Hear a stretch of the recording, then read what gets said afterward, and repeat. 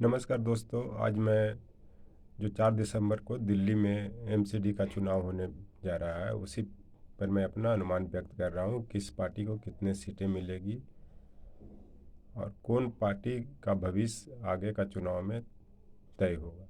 मैं आपको बता देना चाहता हूँ कि जो भी मुस्लिम बेल्ट इलाका है दिल्ली में, वहाँ पे आप और कांग्रेस में आमने सामने की टक्कर होने की संभावना है। और इस एमसीडी के चुनाव में कांग्रेस की वोट प्रतिशत बढ़ेगी और कांग्रेस बहुत सी सीटों पर विजयी भी होगी।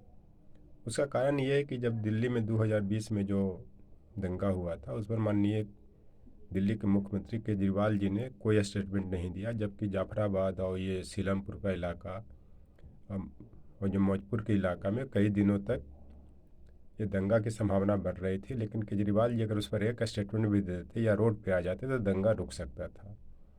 उसके बाद जहांगीरपुर में भी जो दंगा हुआ, उस पर भी इनका कोई स्टेटमेंट नहीं आया है। इस कारण इनको जो वोट प्रतिशत जो आप पार्टी के मुस्लिम इलाकों में कमेगा। अभी जो करेंसी पर जो या सिक्का पर जो गणेश और लक्ष्मी की चित्र की बात की थी किए थे, उस पर भी इनको नुकसान होने की संभावना है।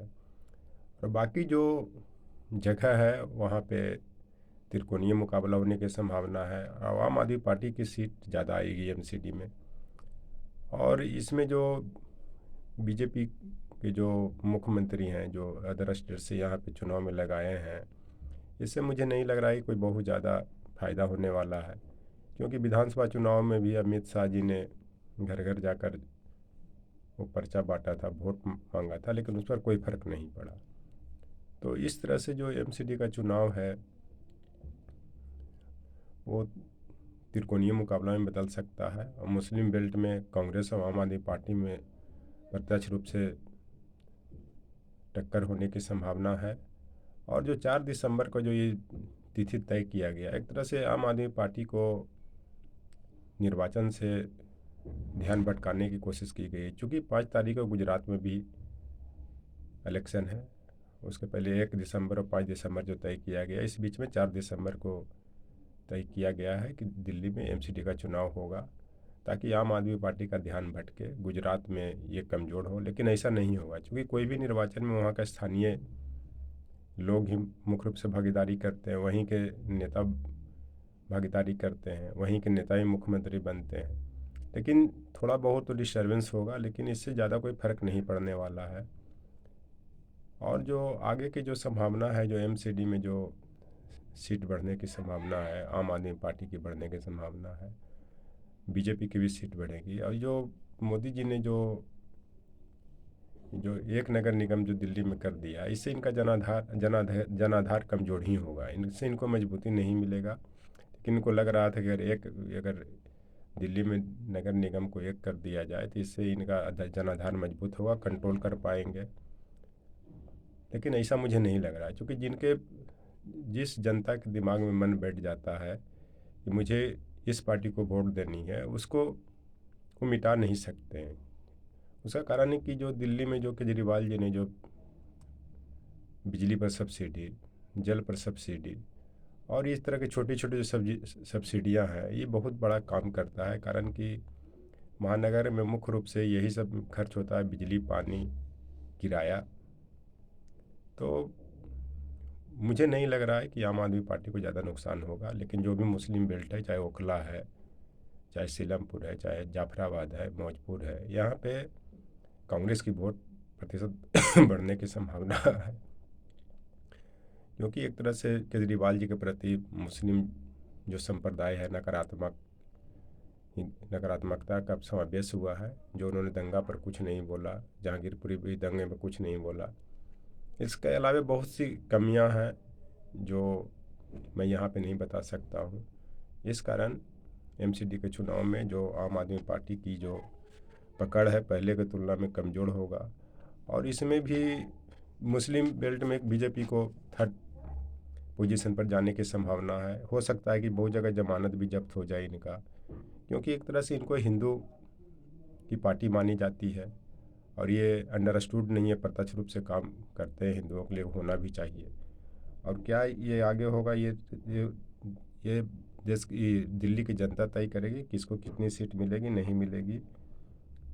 और जो इनकी जो आम आदमी पार्टी की जो उम्मीदवार हैं ग्रास रूट से जुड़े हुए हैं, ग्राउंड पे काम करते हैं, एक एक जनता की समस्याओं को समझते हैं, इसी कारण आकर्षण है। चाहे डीटीसी में महिलाओं की जो फ्री यात्रा है उससे भी इनको बहुत फ़ायदा होगा, क्योंकि एक महिला जो भी मतलब जो लोअर तबके के थे, पहले एक घर में काम करते थे, तब बस फ्री होने से 4-5 जगह जाके काम करती हैं। जो उनका इनकम पहले 5,000 रुपया था वो 20 से 25,000 रुपया हो चुका है। कोई भी, क्योंकि कोई भी जो महिला होती है, खास करके जो गरीब तबके के होते हैं, उनके लिए 5 रुपया किराया बहुत महंगा पड़ता है, लेकिन वो 5 रुपया को समाप्त होने से अब वो 4 से 5 जगह काम कर रहे हैं। इससे उनके इनकम में 5 गुना वृद्धि हुई है, जिससे देश की अर्थव्यवस्था भी मजबूत हुआ है, उनका जीवन स्तर भी अच्छा हुआ, उनके बच्चे भी अच्छा से शिक्षा ले रहे हैं, बच्चे पर बर्डन नहीं है। चूँकि एक परिवार के में जो महिलाएं, चाहे उनकी बेटी हो चाहे जो हो, घर घर सब जाकर काम करते थे, जाकि 20-25 हज़ार रुपया हो जाए, और एक महिला उनकी माँ या और कोई अर्जन कर रही हैं, इनसे उनको शिक्षित होने में मजबूती मिली है, और शिक्षित हो भी रहे हैं, होना भी चाहिए। इस चलते जो बीजेपी के जो लीडर हैं ये बता रहे हैं कि मैं, मान लिया जाए कि नगर निगम को एक कर दिए तो मुझे बहुमत मिलेगा, आगे की विधानसभा में मजबूती मिलेगी, लोकसभा में मजबूती मिलेगी। चलते हर चुनाव का अलग अलग परिप्रेक्ष्य होता है, अलग अलग उसकी घटनाएं घटती हैं, अलग अलग उसका परिणाम होता है। लोकल चुनाव का अलग, विधानसभा का अलग और लोकसभा का अलग।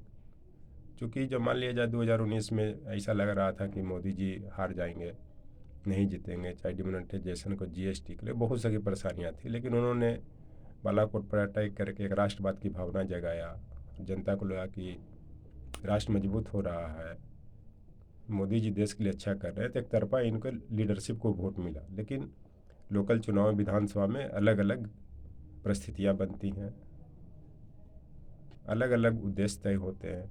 इस कारण इस चुनाव में जो है, दिल्ली के एमसीडी के जो चुनाव में है, वो